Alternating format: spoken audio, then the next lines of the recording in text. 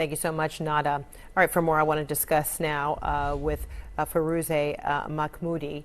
She is the director of United for Iran, a global network for the country's human and civil rights. Firouzeh, so good to see you again. So, hacking of the television broadcast, is that at all threatening to the regime? Absolutely, it is threatening. Their own base watches that. So when their own base will feel like their vision, their power is crumbling, it will have effects on them for sure. And what we're seeing in the country is unprecedented. As it was mentioned, it's unprecedented to have a protest that is so unified in its voice, that it's diverse, it's geographically diverse throughout the country. We are seeing southern Tehran, the poor area, rising up for the first time, and it's the fourth week. We have never had a protest that has lasted this long since the revolution. And so while in the fourth week now, and it seems the protests are only growing, they're intensifying, and you still have the government that now says, you know, that they will arrest people and that no one will be released without a trial. That doesn't seem to be intimidating in any way the crowds. Why is that?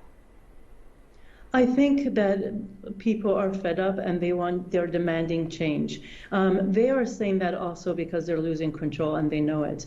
The diversity of the resistance and the amount of resistance is something that that's unprecedented as well. We're seeing general strikes in Tehran, in the Kurdish region in particular. We are seeing women still not wearing their hijab in larger groups during protests, as well as walking individually throughout the city. We saw that one of the phone companies was also hacked yesterday, where we don't know the numbers, but perhaps in the millions, SMS messages were sent out with the location and time of a protest. We're seeing high school girls and junior high school girls chanting and shooing out their government officials who work in there as principals or other officials at their universities and at their institutions. Graffitis all over the wall. It's to the point that the security forces are also bringing out kids to be on their side. So they are being heavy hitters with what they're saying because their back's completely to the wall. Yeah, I mean, you talk about kids. At least two 16-year-old girls have died. You know, the government saying that they fell to their deaths from rooftops, but other people, you know, believe otherwise. Their bodies showed signs of beating, and of course, all of this started after the mysterious death of 22-year-old Mahsa Amini. If we're talking about the numbers of 185 deaths thus far with these protests, are you worried that the number is going to get even higher? That's a number that we know of folks who have been, and people who have been confirmed. That's all we know. So it's definitely likely more than that. And 19 of them, as you mentioned, were kids.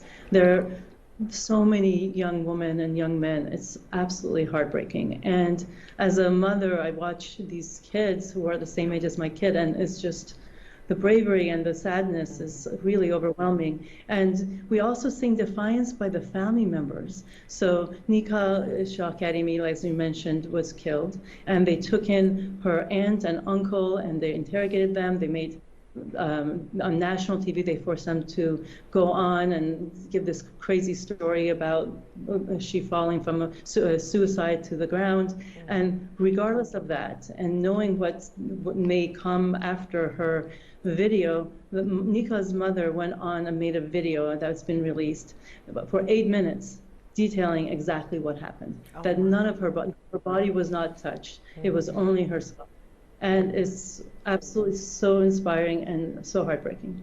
I mean, this is an incredible moment in Iran. The world is watching. You know, what message? Absolutely. Yeah, what message do you believe this movement is getting through? I mean, because for whatever restraints and all the restraints that the Iranian government is imposing, this message is resonating. It is out there, and you know, these photographs, these pictures, women cutting their hair, the photographs of those who have died, I mean, that's resonating in a very big way. Ultimately, what do you believe? How influential is this movement? I think the movement speaks for itself. It's 4 weeks going. It's been on the international stage. We've seen solidarity, acts of solidarity, big and small, by government officials, by prominent individuals, by citizens. There was an international day of action last weekend with hundreds of thousands of individuals, Iranians and non-Iranians, in the streets. And I think their message is clear, and the bravery is for the world to see, and everyone's inspired and hoping that their demands will be met. And I think those of us outside have to continue playing our part. I remember my organization started after the 2009 uprising, and I remember Iran was in the media every single day until Michael Jackson died. We have to keep this in the media, and individuals can continue showing their active solidarity in every way, that in the creative ways that people have shown. Talk to your trade unions, your representatives, your student unions, make videos, whatever you can do. Reach out to the various NGOs, human rights NGOs working in this area, and support them. Now is the time. Yeah, it is extraordinary, as is your work. Firouzeh Mahmoudi, thank you so much for joining us again. Thank you so much for your time. Still